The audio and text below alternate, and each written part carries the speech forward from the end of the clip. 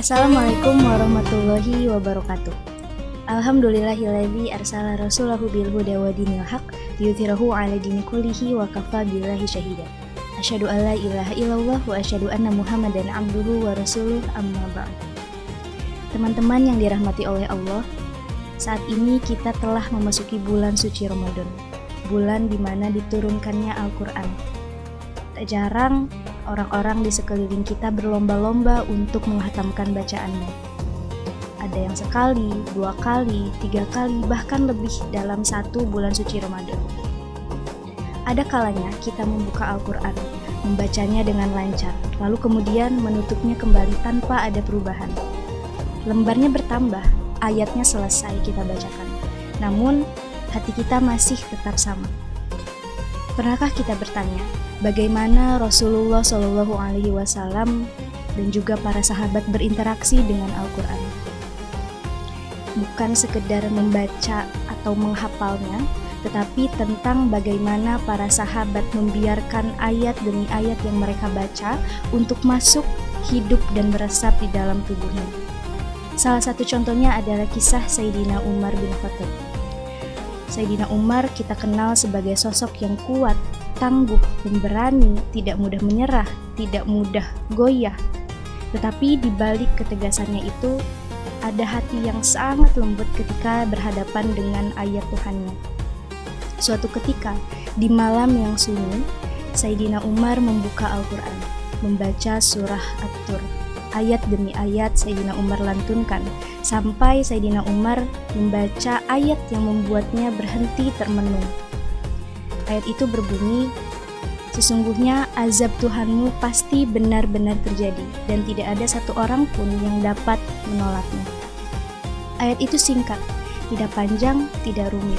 Namun bagi Sayyidina Umar, ayat tersebut bukan sekedar kalimat, tetapi ayat itu adalah sebuah kepastian akan sesuatu yang pasti benar-benar terjadi.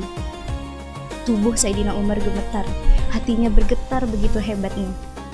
Dan bahkan diriwayatkan Sayyidina Umar setelah membaca ayat tersebut langsung jatuh sakit dan tidak keluar dari rumahnya selama beberapa hari. Para sahabat berdatangan kepada rumah Sayyidina Umar untuk menjenguknya. Para sahabat mengira Sayyidina Umar merasakan sakit yang begitu serius. Padahal yang membuat Sayyidina Umar sakit, membuat Sayyidina Umar lemah adalah karena satu ayat. Satu ayat yang betul-betul Sayyidina Umar yakini dan resapi dalam hidupnya. Bayangkan, Sayyidina Umar yang begitu kuat, Sayyidina Umar yang tangguh, Sayyidina Umar yang pemberani, Sayyidina Umar yang sudah berjuang bersama Rasulullah masih gemetar ketika membaca ayat-ayatnya Allah, masih gemetar ketika ketakutan akan hisabnya Allah Subhanahu wa Ta'ala.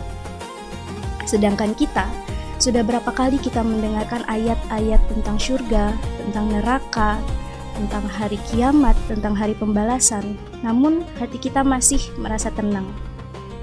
Seakan apa yang kita baca, apa yang kita dengar itu hanya sekedar cerita-cerita semata.